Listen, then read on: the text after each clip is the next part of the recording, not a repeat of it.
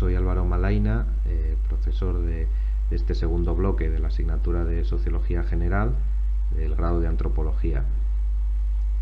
Antes de la suspensión de clases, el plan previsto era que yo me iba a encargar los lunes de la clase teórica de este segundo bloque y mi compañero, el profesor Jorge Sola, iba a encargarse de la parte práctica de los jueves. Pero bueno, debido a esta situación tan excepcional en la que nos encontramos, ha habido que reorganizar todo nuestro plan de docencia y bueno, vamos a partir de ahora hasta que sea posible volver a las clases presenciales. Vamos, en la medida de nuestras posibilidades, intentar desarrollar pues un tipo de enseñanza online. Bien, entonces como os comentaba, yo y Jorge Sola estamos encargados del bloque 2, estructuras prácticas e instituciones sociales. La semana pasada yo os subí en el aula virtual materiales del tema 4 de formas familiares, y mi idea es, a partir de esta semana o de este tema 5, el de educación y sociedad, empezar a complementar estos PowerPoints o estos PDFs de materiales de estudio con una serie de vídeos explicativos.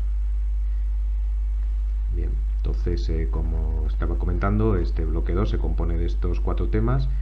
tema 4, formas familiares; tema 5, educación y sociedad; tema 6, economía, trabajo y consumo; y tema 7, globalización y nuevos retos sociales.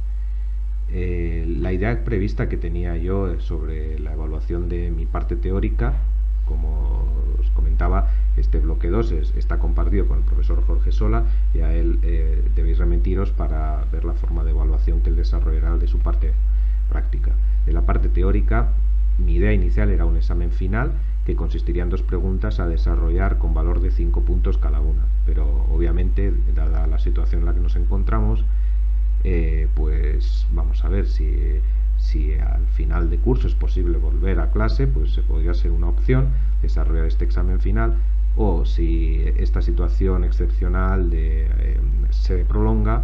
pues quizá habría que revisar esta metodología de evaluación. En fin, de todo esto os iré informando a través del aula virtual a medida que se desarrollen los acontecimientos. La bibliografía, que como podéis ver en los materiales que os voy a subir sobre el tema 4, a partir de la cual podéis sacar la mayoría de ideas o de materiales para incluso vosotros preparar o estudiar estos temas, es los 2 manuales clásicos de Sociología General de Anthony Giddens, el manual de Anthony Giddens, Sociología, de Alianza Editorial, y el manual de Macionis y Plumer, Sociología Prentice Hall, de 2012. Bien. Entonces, bueno, entrando ya en nuestro tema 5 de educación y sociedad de esta semana, en fin, en la primera parte es un pequeño recorrido histórico en el que se presenta lo que sería el desarrollo de la alfabetización y la escolarización, o sea, cómo se ha llegado desde sociedades preindustriales, desde el antiguo régimen, Edad Media, donde, como seguramente en clases que probablemente hayáis tenido de historia medieval, historia moderna, pues sabríais que en ese momento la educación era el privilegio de unas minorías, de unas pequeñas élites, y que la enseñanza estaba en manos de sacerdotes y de las jerarquías religiosas, y lo que es la gran mayoría del pueblo pues vivía, digamos, una situación de analfabetismo y de total inaccesibilidad o falta de acceso a todo tipo de conocimientos. Y también el conocimiento que en ese momento se transmitía, incluso en esos pequeños núcleos cultivados o educados, pues era referido obviamente pues a lecturas e interpretaciones de los textos sagrados, especialmente en Europa, en un contexto pues de la religión cristiana, católica y demás. Un evento importante que también supuso, que me refiero en esta diapositiva, es la invención de la imprenta por Gutenberg en 1454. Supone un salto de gigante en el sentido de la capacidad de difusión de textos y documentos que antes debían ser copiados a mano, digamos, empezaban a poder ser reproducidos, digamos, de forma masiva y por tanto poder ser distribuidos también de forma muchísimo más amplia a muchísimas más porciones de población. Esta invención de la imprenta, que seguramente también en clases de historia os habrán hablado de ella muchas veces, puesto que es un evento crucial en la historia humana, condujo pues a un aumento tremendo de los niveles de alfabetización, mayores que los que nunca se habían dado. Y a partir de entonces, en esta ya, en fin, a través de este medio tecnológico de la imprenta y esta educación que cada vez llega a capas más amplias de la población, a partir de ahí es cuando podemos ya, en lo que sería ya la edad moderna, hablar de educación, ¿no? Como de este concepto, como una instrucción que se imparte a los alumnos dentro de instalaciones construidas especialmente para un uso educativo.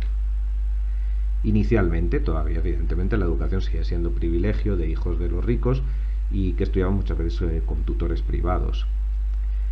Hasta las primeras décadas del siglo XIX, la mayoría de la población siguió sin tener ningún tipo de educación,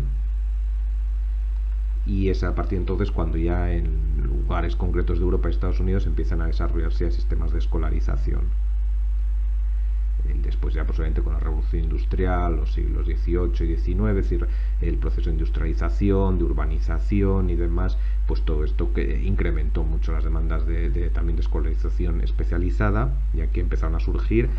muchas más profesiones, es decir, hubo mucha mayor división del trabajo a partir de la revolución industrial. Y es decir, ya previamente la educación era más unilateral en sentido de, pues por ejemplo, de los gremios y demás, donde había una transmisión muchas veces de padres a hijos de un conocimiento muy particular, pero tras la revolución industrial empieza a emerger múltiples trabajos y empieza también a ser necesarias muchas instituciones educativas para formar a las personas en estos trabajos. También hay que reseñar que el conocimiento cada vez se va a basar más en un aprendizaje abstracto, por ejemplo las matemáticas, la ciencia, la historia y la literatura, y ya no tanto en la transmisión como antes de habilidades específicas. También vamos a ver cómo la educación progresivamente se va a dividir en una educación primaria, una educación secundaria y una educación superior. Y progresivamente, ya en el siglo XX, vamos a encontrar que la educación primaria y secundaria va a llegar a un momento en que va a ser incluso obligatoria dentro de los estados. Hay una serie, utilizamos los clásicos determinantes sociales de desigualdad que se utilizan en sociología, los más conocidos, lo que es la clase social, el género y la etnicidad. Encontramos que estas variables inciden también en la educación de una forma muy significativa. Si tomamos primero el género y la etnicidad, pues en lo que respecta al género, hemos de decir que inicialmente la educación estaba reservada para los chicos, para los hombres, y hasta el siglo XX, avanzado el siglo XX, no se va a extender a lo que es las mujeres. Hoy pues, constatamos también que en rendimientos escolares de chicas superan a menudo a los chicos y que hay igual o incluso más mujeres en la educación superior que hombres, aunque todavía persiste una mayoría masculina dentro del profesorado universitario. Sin embargo, esto no quiere decir que se haya llegado a una absoluta igualdad de género dentro del ámbito de la educación. Hay, como comento en esta diapositiva, también todavía puntos de entrada para la discriminación de género que a veces no son explícitos. Por ejemplo, en las expectativas del profesor, que difieren según el género del alumno, muchos rituales escolares, o también lo que vamos a ver posteriormente, que es el llamado plan de estudios oculto, que prioriza chicos sobre chicas y va a canalizar también las profesiones a las que se van a dedicar un género y a las que se va a dedicar el otro. En lo que respecta a la etnicidad, la discriminación en razón de etnia también se ha ido progresivamente eliminando de las aulas. Aunque hay cierta incidencia de mayor fracaso escolar en población de origen inmigrante, debido a que por lo general provienen de familias de clases trabajadoras y con menos recursos para invertir en la educación de los hijos, sin embargo sí que observamos que la tendencia es a la reducción de esta desigualdad en resultados. Y así llegamos al que quizá es el determinante social en el ámbito de la educación, uno de los más importantes, quizá el más clave, que es el de la clase social. A diferencia del género y la etnicidad, la cuestión de la desigualdad en la educación por la clase social está en gran parte irresuelta y mucho más oculta. En este documento que os paso vemos una serie de teorías de escolarización que la ponen en evidencia.